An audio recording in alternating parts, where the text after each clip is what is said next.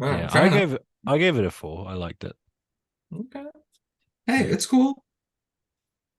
You sure? I'm not bad for it. I'm just Okay, yeah, anyway. Roadrunner is awesome. yeah, for sure. Anyway, I agree. we're recording. Yeah, we are. Oh, welcome. Okay. Hello and Yes, Yeah. welcome. yes. I'm very British and very, yes, chipper, I know. Okay. Hello and welcome back to the channel. That's ridiculous. No one's gonna buy that. Hello and welcome back to the channel. Welcome back to another Songs of the Year video. If you haven't checked out our Albums of the Year video, go check that out now. We are talking about our favorite songs of 1976, which is very exciting because I think with this year, especially going to 75, we had a lot of overlap in terms of the artists, especially. I think there's due to be a bit more variety here. And like we said, this is kind of the end of an era in a lot of ways. As much as 75 was as well. I suppose it's sort of like between eras more than an end of an era. So yeah, that's all that out of the way. Vanessa, please baffle us all. Yes. So yeah, my songs list is quite different from my albums list. There's actually quite a few albums that aren't represented here, so it's a bit different. But just a lot of really strong songs this year, like a lot. And there's a lot I'm missing. Like it was a tough list to make. I had like 70 songs kind of on my short list. So yeah. Anyway, here we go. So these are my honorable mentions with no particular order, as always. Starting with Tommy Bolin with Someday We'll Bring Our Love Home. Lots of great songs on this album. It's really close. Todd Rundgren with The Verb to Love, which is his quotations and not mine. T-Rex and Chrome Sitar. Wild is the Wind by David Bowie, which I know it's not making my list. I know, but it's tough year. And Detroit Rock City by Kiss are my honorable mentions. So the list proper is interesting. Number 10, we have Rose of Cimarron by Poco. Just a lovely slice of country rock that has a beautiful melody and a lush, full sound. Love the harmonies on this one. And I usually can't urge the, so, oh my God, I can't speak. I usually can't resist the urge to sing along to it whenever it's on. It's just got like this great chorus. And there's this extended outro on it that is just absolutely lovely. Like just takes the song out on this beautiful little note. You'd think like you'd think with the pop song like that, you wouldn't necessarily want that outro, but they make it work. In number 9, my former number 1 of the year, Knowing Me, Knowing You by ABBA. ABBA has several really strong classic songs this year, but this one has always been my favorite. I got ABBA Gold on cassette when I was really, really young, and this was always a standout song for me, which is kind of funny because I definitely didn't relate to that subject matter of the song at the time. But I just always loved that mix of the catchiness of the song juxtaposed with that slightly melancholy tone. Like it's just always really resonated with me and always really, really captured my heart. So it's number 9. Number 8 is One More Cup of Coffee by Bob Dylan. As a younger person, I probably have mentioned this in the past. I really struggled with Bob Dylan for a while, and a few songs were instrumental in converting me to be a fan of him. And this was one of them. I first heard it covered by the White Stripes, but I soon grew to prefer the original version. And I love how he sounds singing with Emmylou Harris here, and I love the song's haunting tone. I also absolutely love the violin on this song. Like it really adds to the mood, just really makes it a great song. Number 7, someone none of us have mentioned. There's quite a few songs in that category here. The Dwight Twilley Band with I'm on Fire. Really catchy song and a power pop classic for a reason, as we are heading into what I consider one of the prime eras for that genre. I think this song has a bit of a unique sound that sets it apart. I absolutely love the pre-chorus. Like that's my favorite part. And I just find it so satisfying every time I hear it.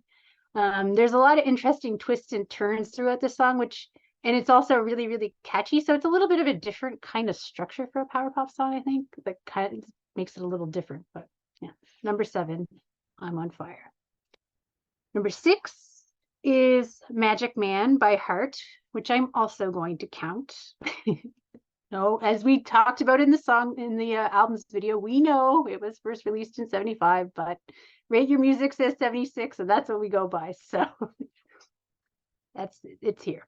I've loved this song for a really long time. I love how Anne perfectly captures the feeling of being completely under someone's spell while still retaining this awesome raunchiness, like to go with the guitars and just the great instrumentation on this song. And it just takes you on this journey. It's got all these great little twists and turns, and I've always just loved all the little parts of it. So number 6. Number 5 is I Want to Be Your Boyfriend by the Ramones. There's some great standout classic songs on the Ramones debut, but this one has always been my favorite. It's got this great sweetness to it that recalls rock and roll of the 50s, but it also is scrappy and modern for the 70s. It's just this great mix that they've put together here. It's relentlessly catchy and just a great song. And I love seeing this sweet side of them, which is not something you see too often. So it's always been a favorite. Number 4 is Desperados Under the Eaves by Warren Zevon. Perfect way to end the album it's on, but also a perfect song on its own. Not only is it pretty and epic as a song, but the lyrics wrap you up in this story every time. And there's all these little details in the song, like that part where he sings, I was listening to the air conditioner hum, and then he just integrates that humming into the rest of the song. It's just such a genius touch. So yeah. Desperados Under the Eaves, number 4. Number 3 is Shake Some Action by the Flaming Groovies. An absolute power pop classic. It's perfect pop gem that is relentlessly catchy. Could listen to it over and over. It's one of those songs that's like an instant mood lifter every time I hear it. And as soon as that opening guitar begins, I know I can forget any troubles that I have. Like it's like for 3 minutes, it's just going to be good times. And the next song kind of is a similar vibe. Number 2 is Sir Duke by Stevie Wonder.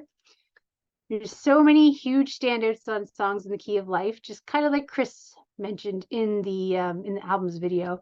It could be anyone's greatest hits, but from the well-known singles to the deep cuts, but ultimately this song is my favorite on the album. There's just something so joyful and perfect about it.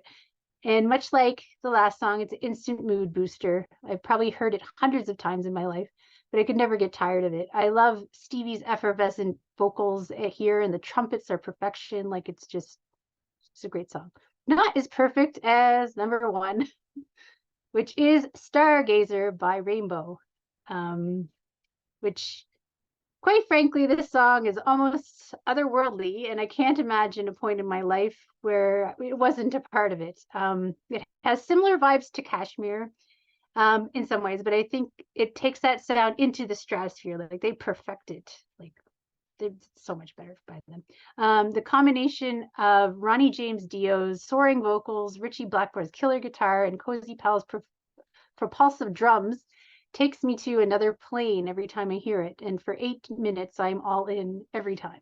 It's exhilarating. I've probably listened to it like 20, 25 times last 2 weeks. So that's number 1.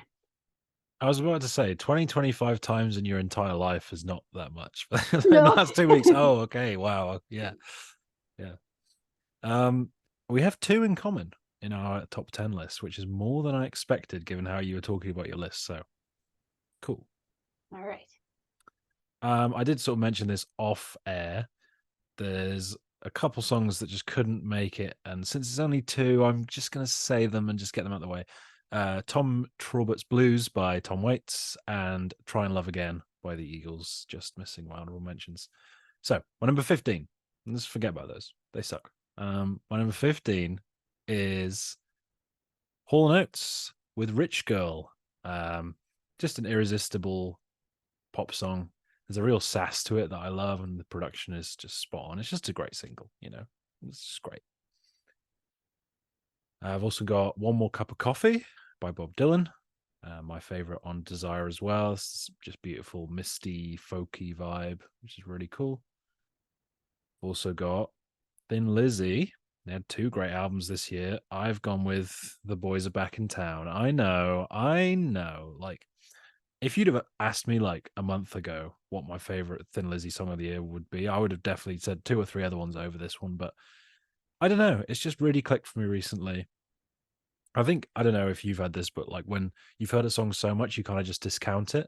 But then you've heard it enough times, sort of got out of your way to hear it enough times that it kind of just clicks as sort of as a separate thing from that. And I do think it is just a true classic rock song. And that post-chorus guitar is so satisfying, especially right at the end in the outro where the 2 guitars, like each time it's like getting closer to harmonizing, and then it perfectly harmonizes as it's fading out. And I'm like, oh, if the song was like 30 seconds longer, it'd be, ooh, but yeah, as great as it is. And then a genre we've almost not touched on at all so far for my last 2 is R&B, both R&B songs.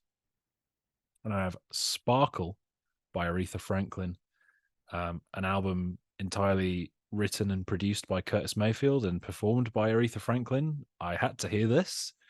The album isn't all that I hoped it would be, but this song is sparkling.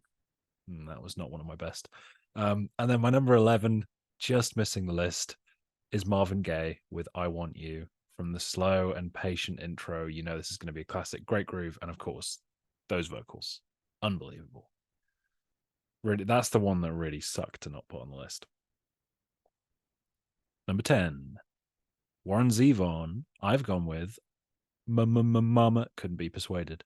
I think Warren's follow-up is to this album is considerably more consistent and more my kind of vibe than the self-titled, but the best of this album is undeniable. There are a few songs that I was considering. This one has always been my favorite. I think it's just so catchy. And again, Jackson Brown's backing vocals are so infectious. And the way he sings that mama over the chorus is like, oh, it's so cool. It's so fun. And he almost like makes the song. And I think in a lot of the songs on this album, I think Vanessa said it, like there's a lot of guests, very famous guests, people, and they don't really sort of overpower the songs. It all feels like about Warren. This almost feels like a duet because the backing vocal is just so awesome and sort of defines the song kind of. So yeah.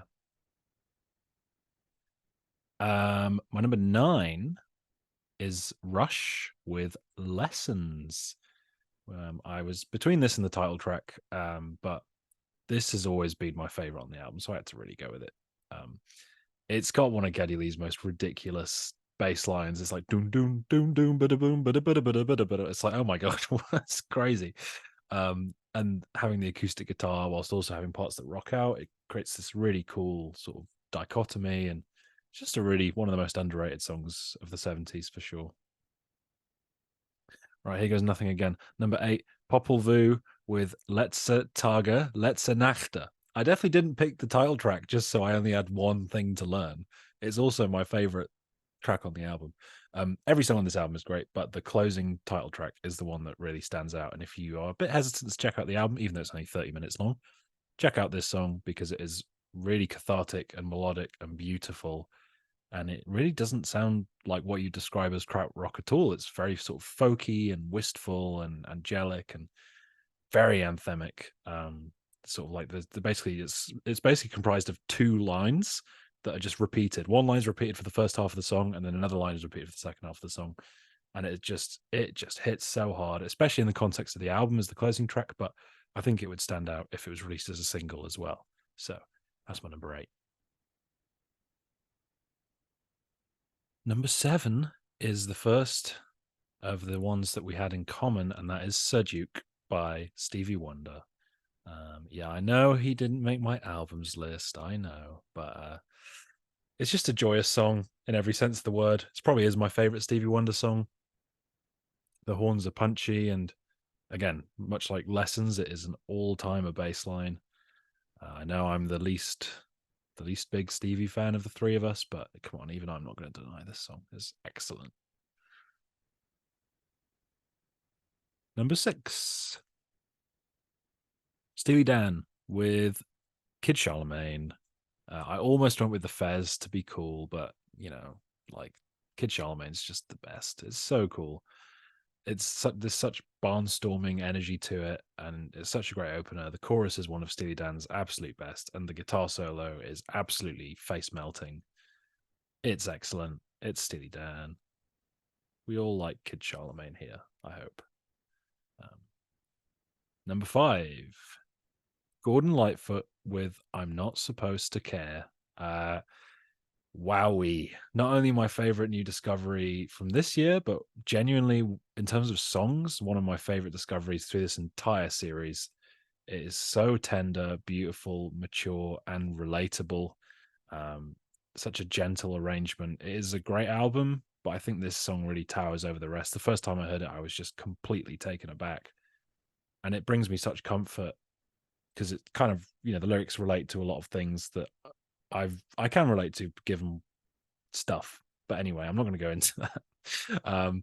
It's my number 5. It is a wonderful song, and my top 4 are quite expected, I think. So this is me being like, hey, listen to this. This is good. You might not have heard this one. You'll have definitely heard all my top 4. Number 4 is my ELO pick, and of course it is Telephone Line. Beautiful ballad, and another song that I keep mentioning this every year. I feel like it's a song I've known as long as I've been into music. Really, it was one of those songs like "Keep the Customer Satisfied" and like "Child in Time," where my dad just was like, "Hey, listen to this," and I was like, "Whoa, this is cool." It's my favorite ELO song, but songs like "Mission" and "Tightrope" and "Living Thing" from this album are all up there too. This is just the one that's, when I was a teenager, especially, I really connected to emotionally, and it's really melodic and lovely. And yeah, number 4, Telephone Line. Bronze medal is our second match, of course, Rainbow with Stargazer. Oh, these top 3 are all-time great tracks, and the fact I've only known this song for a matter of months is kind of blows my mind, because I feel like I should have known it forever. It kicks ass from minute 1, and 8 minutes flies by every time you're listening to it. Pretty much everything Vanessa said feels like it was taken directly from my notes, which annoys me a little bit, but hey, you had it number 1, so you've kind of earned it. That's fine. But I'll just add that I've started running recently, and this is now the song I put on when I start my run. Like the first 8 minutes, it's just like, you're not allowed to stop, because if you do, Dio is not going to be happy. I love especially the part where he, towards the end in that chorus, where he sings like the look, and then he name drops the album. Oh my god, it's just, first time you hear that is a special moment, because it's like, oh my god, it just soars and is amazing. And Stargazer. And then yeah, my top 2 are 2 songs that are just like all timers. Kind of sad this has to be number 2, because this artist have won a song of the year for me, but that was my second favorite song from them. This is my favorite, Ripples by Genesis. Again, talk about a song where 8 minutes flies by every time. This is it, and much like the Gordon Lightfoot song, very comforting in terms of subject matter to a lot of stuff I was able to relate it to. So it's helped me in a sort of mental sense, but also, it's just a brilliant song. It's just a brilliant song. The instrumentation is fantastic. It might just be one of the most cathartic choruses that you can hear in music. It's just like, oh my God. And the way Phil Collins sings it, when he just belts that sail away part, it is incredible. And then I love that sort of long instrumental section where it just builds and builds and builds and builds back up to another chorus right at the end. It is music magic, and it's my number 2. But my number 1, you all know it's going to be David Bowie. It's just a question of which song is it going to be. Station to Station is the song. Just an absolute titan. One of those rare occasions where the first time you hear a song, it just absolutely just rocks your world, and you're just like, what is this? Like, where has this been? I love how atmospheric the first half is. It was like, okay, I'm intrigued. And it sort of like slowly builds. and then that groove kicks in, and Bowie's like, "Once there were mountains," and you're like, "Oh hell yeah!" Like this is it. It floors me every time when it gets to that part. It's such an epic track. It's so unique within Bowie's discography and just in general. Like it's just so there's nothing like it. It's groovy, catchy, proggy, fun. Whilst also having this real dark undercurrent, given I think it's the only song on the album that sort of like directly references cocaine and Bowie's lifestyle at the time, which probably could have killed him. And that element really gives it this like added sort of seedy darkness, which I really love. And yeah, I don't really have much else to say about it. It's a perfect song. It's one of my top 5, top 3 David Bowie songs. I don't know. This is his 3rd song of the year, so I'm gonna have to decide at the end of the decade how to rank them. So I don't know, but I love it. I know that much. All right. Well, what? We have 2 chances to match. Ooh, we'll see. We'll see what we can do. Good lists. Good lists. A lot of cool songs. Some I don't know. Sorry, didn't get to some of those. Yeah. Well, I'll get into it. My only honorable mention that I won't get to talk about. My number 16, if you will. Last Child by Aerosmith. That's a cool song. I won't talk about Aerosmith anymore. The rest of my honorable mentions. I'm going Beat on the Brat by Ramones. Yeah, the song was kind of fun. One song, Loudmouth, really kind of took me out of the record. What a garbage track. I'm sorry. But Beat on the Brat's fun. With a baseball bat. it's violent. It's great. Next honorable mention, Peace of Mind by Boston. Again, I know it's played out. I don't care. I love the riff. My favorite Boston song. Always liked it. Honorable mention to the Cowboys song by Thin Lizzy. Yep.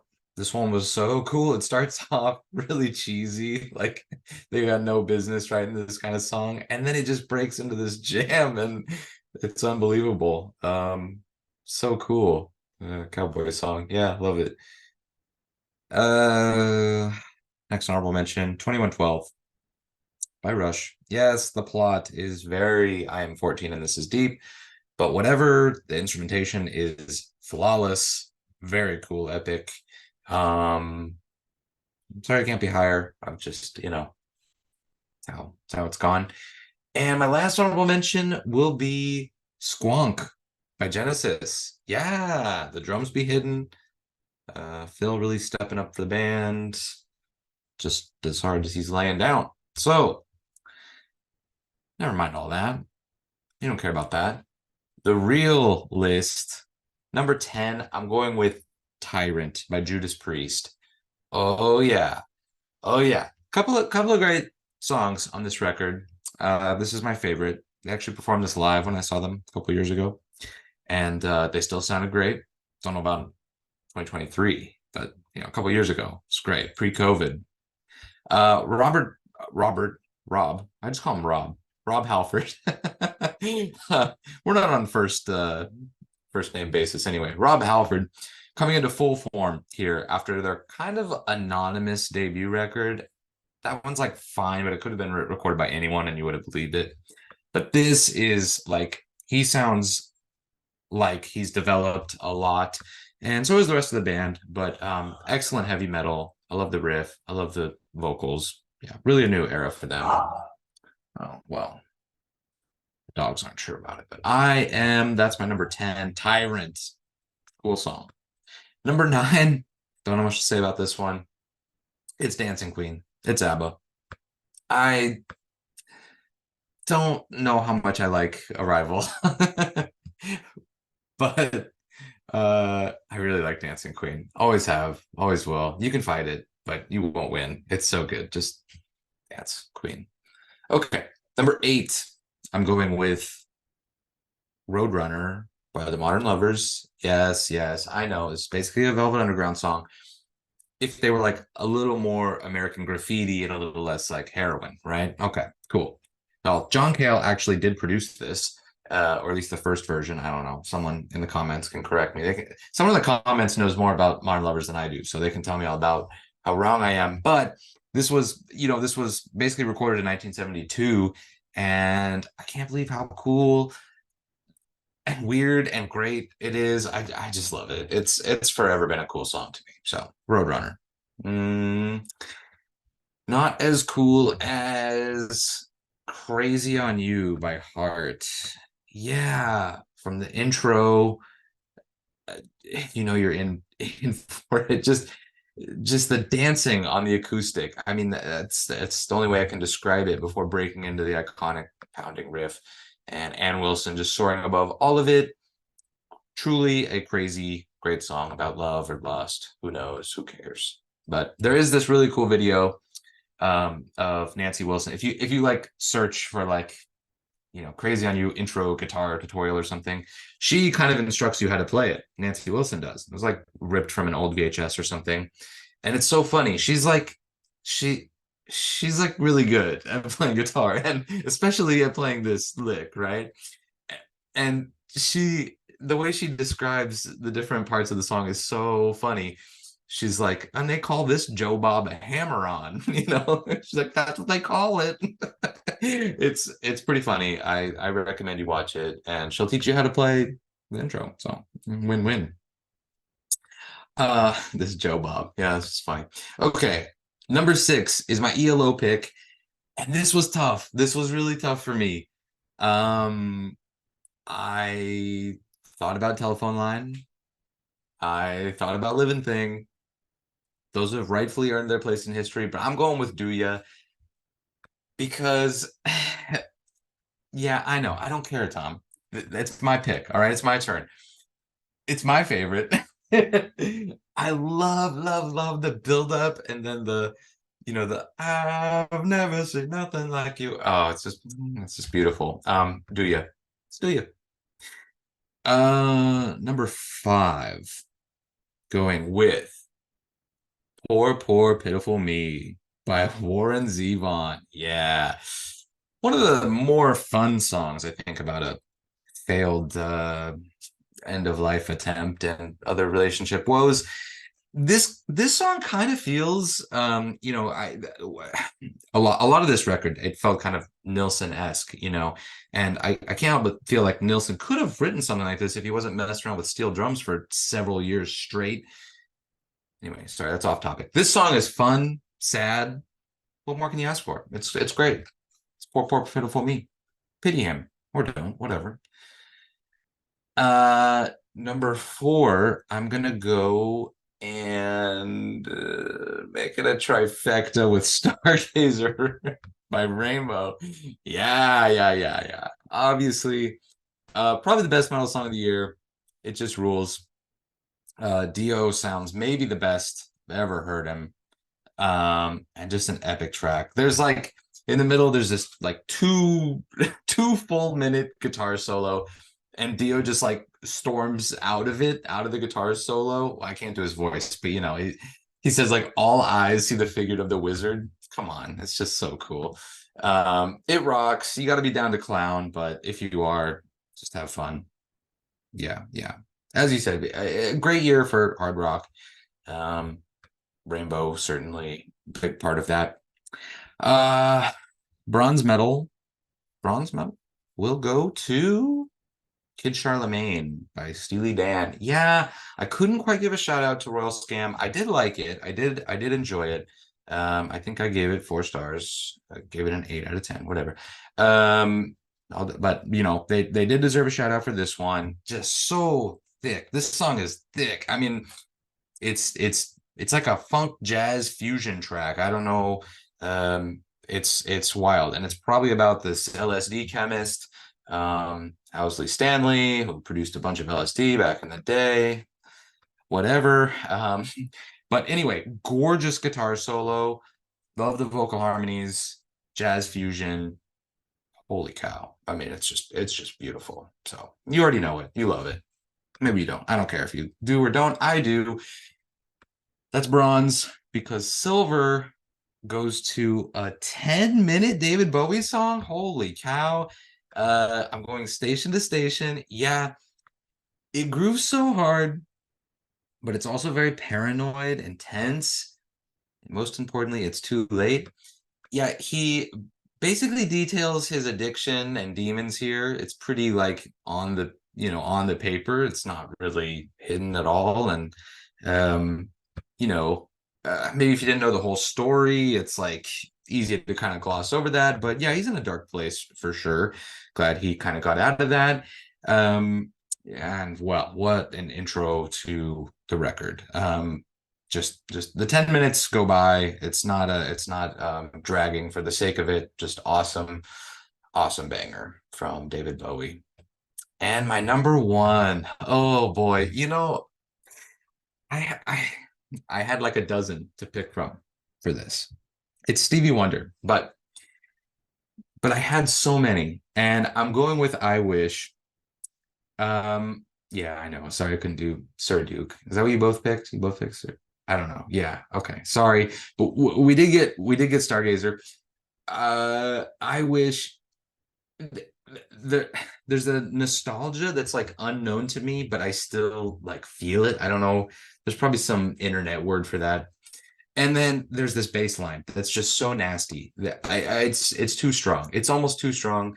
Yeah, this song just every time it takes me to a time unknown, very wistful. The production is immaculate. I mean, to be honest, I could say that about so many songs on this record, but this is the one I'm going with. It is perfect. It's today, yesterday, whenever I made this list, it was my favorite on the record. Could change, but for now, I'm pretty happy to put it as my number one song from 1976. So there you have Awesome list. Very much enjoyed that. That's what they say about buses, right? You wait for one for, you know, 9 years and then two come at once. it. It's the Yeah, same with dude. trifectas, yeah. Right. Couple things before we finish. I didn't really mention about Stargazer, but like you mentioned the guitar solo. I think that might be my favorite ending to a guitar solo ever. Like the way it just like it almost sounds like he stopped playing and then just started to set off some fireworks. You know what I mean? It's just so cool. Right. And then also, if you haven't heard, specifically to Chris, or I guess the audience as well, if you haven't heard Linda Ronstadt's cover of Poor Pitiful Me, Oh, that is a I banger did as well. see that. That's Yeah. that is a really great version. Kind of gender flipped, and yeah, it's got this cool sort of rambunctiousness to it. But yeah, thank you very much for watching or listening, or however you've decided to consume this episode. Um, Please join us for 1977. I guess we can announce now. I'm not sure if I did last time. Maybe I didn't. Who knows? But our We current don't know plan what is our current plan is that we're going to get to 1977 in a couple of weeks, or a week from this coming out for you. And then we're going to pause the series to focus on our end of year lists, and then come back at the end of December with a favorite albums of 2023 video, because Vanessa probably will just be re-listening to things. Me and Chris have a lot of catching up to do. Yeah. So we're Yes. going to need Yes. that time to have a list worth its salt, right? So um look forward to that. I think that's going to be really fun as a sort of end of year video. So Yeah. yeah, and hopefully we'll start again in the new year. You know my upload schedule by now. It's nothing's ever really set in stone. I just kind of do it when I get the chance to, and I know some of us are going to be having big life developments in the next year, so yeah, just stay with us, and we'll get through we'll get through this series eventually. Thank you so much for all your support. It means the world to all three of us. And thank you very much for watching. Hopefully, we will catch you soon. Ooh.